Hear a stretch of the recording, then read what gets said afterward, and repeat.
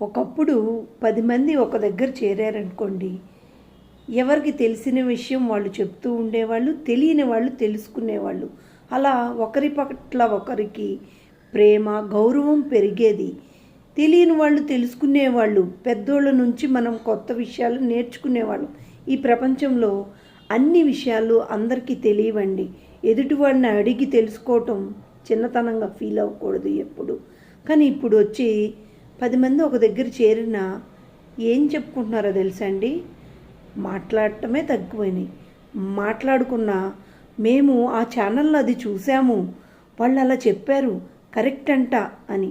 నిజమేందో అబద్ధమేందో తెలియదు. మన పెద్దవాళ్ళు ఒక విషయాన్ని వాళ్ళ అనుభవ రూపంలో చెప్పేవాళ్ళు. అది వాళ్ళు అనుభవించేవాళ్ళు. వాళ్ళు చెప్పింది నిజం. యూట్యూబ్లో వచ్చే ప్రతిదీ నిజం కాదండి. అందుకని ఇప్పుడు ఏమవుతుంది? 10 మంది ఒక దగ్గర చేస్తే మాట్లాడుకోవడం మానేశారు. అన్నీ మాకు తెలుసు. ఎదుటివాడిని అడిగితే వాడు ఎలా మనల్ని తక్కువగా అనుకుంటారని, తెలియని విషయాన్ని కూడా తెలుసు అని ప్రతి ఒక్కరూ భావిస్తున్నారు. అదొకటి. అందరం కూర్చున్నాం అనుకోండి, మాట్లాడుకోకుండా ఎవ్వరు ఫోన్ వాళ్ళు పట్టుకొని ఇలా ఇలా ఇలా ఏలుతో అనుకొని షార్ట్ వీడియోలు చూసుకొని వాళ్ళే పిచ్చోళ్ళలాగా నవ్వుకుంటూ పక్కన ఎవరు వచ్చినా పట్టించుకోవటం మానేశారు.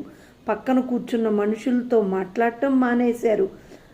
వీళ్ళు ఎప్పుడు వెళ్ళిపోతారా, మనకి డిస్టర్బెన్సు, షార్ట్ వీడియోలు చూసుకోవచ్చు అనే మెంటాలిటీకి వచ్చారండి. నేను చెప్పింది నిజమా కాదా? ప్రతి ఒక్కరూ అంటే దీనిలో ఎవరు అతీతం కాదు. కానీ అంత ఎడిక్షన్ మంచిది కాదండి.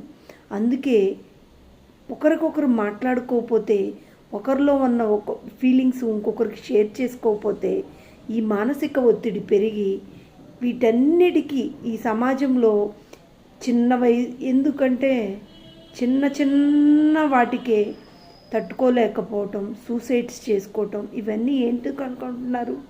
ఒకరితో ఒకరు మాట్లాడుకోకపోవటం, మన మనసులో ఎదుటి వారికి చెప్పుకోలేకపోవటం. ఇది నిజమా కాదా?